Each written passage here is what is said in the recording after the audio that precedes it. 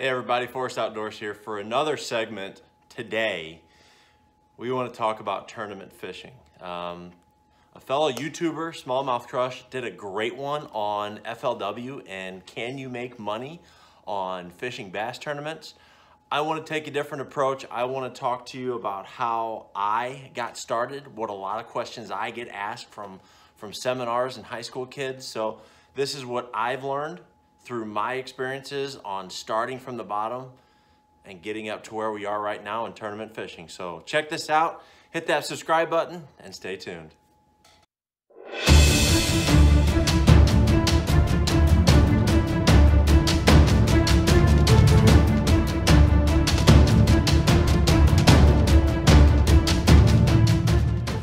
So I'm thinking this is going to be about a 3 to 5 part segment where I break down every level. I'm going to try to take it from entry level all the way up to the Costas and show you what that cost association is with that grouping. All right, so 10 years ago, didn't have a YouTube channel, didn't have this beautiful boat, didn't have any sponsors.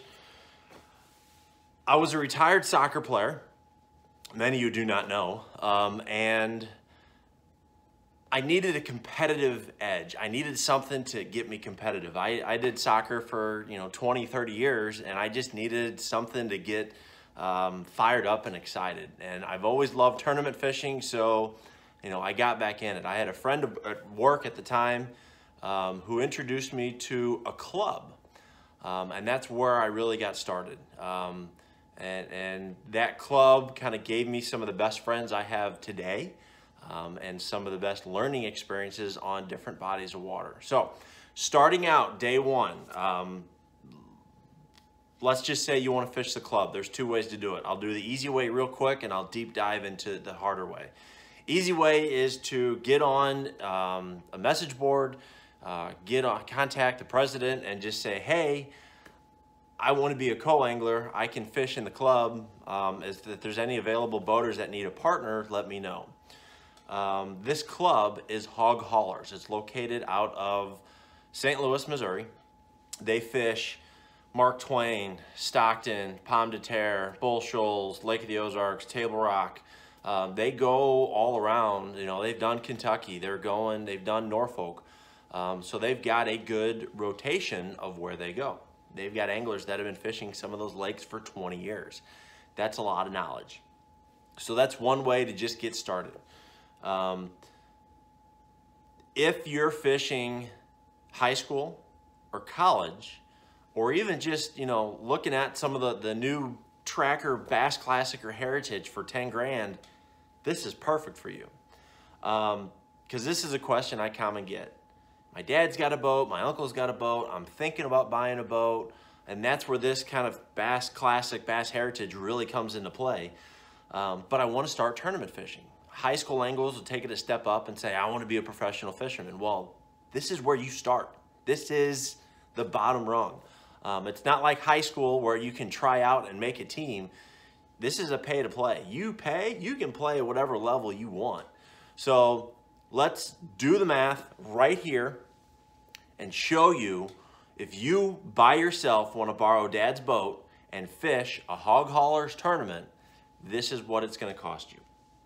So first, let's take insurance. Let's take owning of a boat. Let's take that out of the way for this scenario. We'll get it into the next segment. But first things first, you got to pay the membership fee. Membership fee is really good because it allows you to gain access to subscriptions, to information, to websites, as well as participation in the year-end festivities of the end of the season dinner. So I believe that fee is $35, let's just say. Okay, we're in the club. There are 10 tournaments in the year, so we need to figure out which ones we want to do. Let's start out with just the first one, Table Rock Lake. That's going to be a $60 entry fee. That's really been consistent and the same for the last 6 years, and is really good on getting just a wide variety of anglers into that tournament circuit. So okay, let's say we paid the entry fee. We got to pay the entry fee 2 weeks in advance. okay, we got to get reservations. Reservations, whether it be Holiday Hideaway or Ants Creek or wherever they stay, Big Cedar Lodge, there's different options. So let's just kind of go middle of the pack, and we'll say $100 a night. And we're probably going to want to stay 3 nights. So we're going to want to travel up Thursday night, practice Friday, and then fish Saturday and Sunday. This is a 2-day event for 60 bucks, and not a lot of clubs do that. Okay, so that's $100 times 3, that's 300 bucks. We're right up to about the $400 mark, and we haven't even fished the tournament yet. Okay, let's say I live in St. Louis. That's gonna be a 3.5 hour drive. Gas is, $2 a gallon. Let's say your tank holds a 20-gallon tank. Just on average, it's gonna take you the tank to get there 40 bucks just one way. So let's double it because you gotta go back, of course. So that's 80 bucks, okay? Now you got to get gas in your boat. Now this is where it's going to be drastically different. If I've got the new Heritage boat, 20 gallons is not much, no big deal. But if I'm borrowing Dad's boat and it's, 98 Champion with a 40-gallon tank on it, that's going to be 100 to 125 bucks. So what was, 20 bucks for an aluminum boat with a 20-gallon tank, or a 20-gallon tank at $2 a pop, that's 40. Let's, the high side's going to be 120. Let's split the difference and let's just go in that $80 range. All right. So that's just to get there. That's to fill up the boat with gas. That's assuming we don't make a whole lot of runs. When I was that age, I would fill up my boat, and that's the gas I would use for the weekend.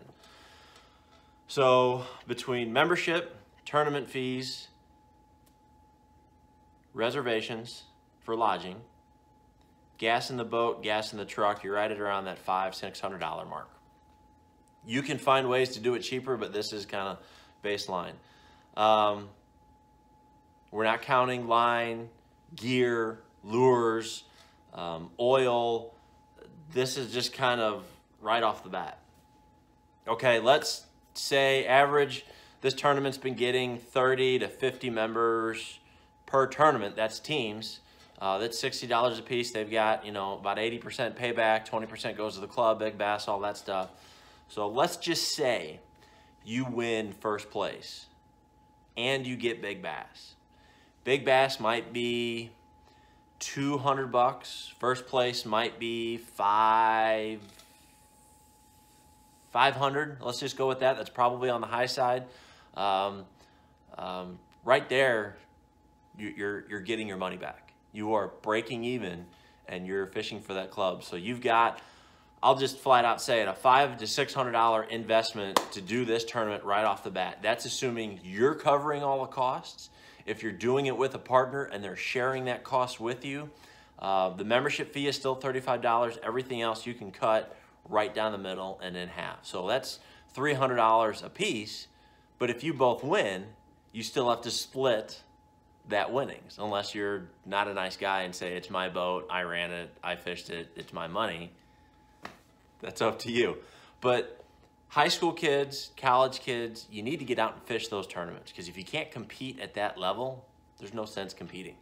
I love that club. I love how it got started. I got my butt whipped a lot. These are the guys that joined the club for camaraderie. They have dinners, they have events, they give you the ability to intermingle and meet people and talk about fishing. It's a club. It's exactly what that is. To hang out with others, to understand what areas of the lake they're fishing, why they did good here this year versus last year. And I've learned an extreme amount from this club. There's many others like it. You can fish, you can go to almost any website in the country and just search local clubs on my lake, and you'll find $30 jackpots, $40 jackpots. Some clubs do the same lake over and over. Some clubs do only Sundays. I chose Hog Haulers because it is a 2-day event for a tournament entry fee of 60 bucks, and they fish all across Missouri. So if as I wanted to grow my rankings and my fishing ability, I knew that I had to fish clear waters of Table Rock, dirty waters of Lake of the Ozarks, rocky waters and trees of Pomme de Terre and Stockton. and the miserable fluctuation of water levels that happens at Mark Twain and Truman, I got to figure them out, because if I'm going to go elsewhere, I got to be able to do that. So once you're able to compete at that level, when I finally decided to move up, I still fish those clubs today just for my friends and fun, but never won an Angler of the Year. I was winning 1 to 2 tournaments per year, and I felt very confident in my ability, and I had the money that I needed to carry over and move up to the next level. So that pretty much subs it up. If you want to get into entry-level fishing, this is awesome. I hope this has worked for you. Stay tuned for my next segment. I'm going to show you the cost of if you were to move up to the next level. Let's say that was freshman. This is going to be sophomore team or junior varsity. I'm going to detail and break it down on how I segment this out and move up to that next level. So y'all take care. Y'all have a good one. As always, please hit that like, subscribe, and if you got any questions, comment. And until next time, good fishing.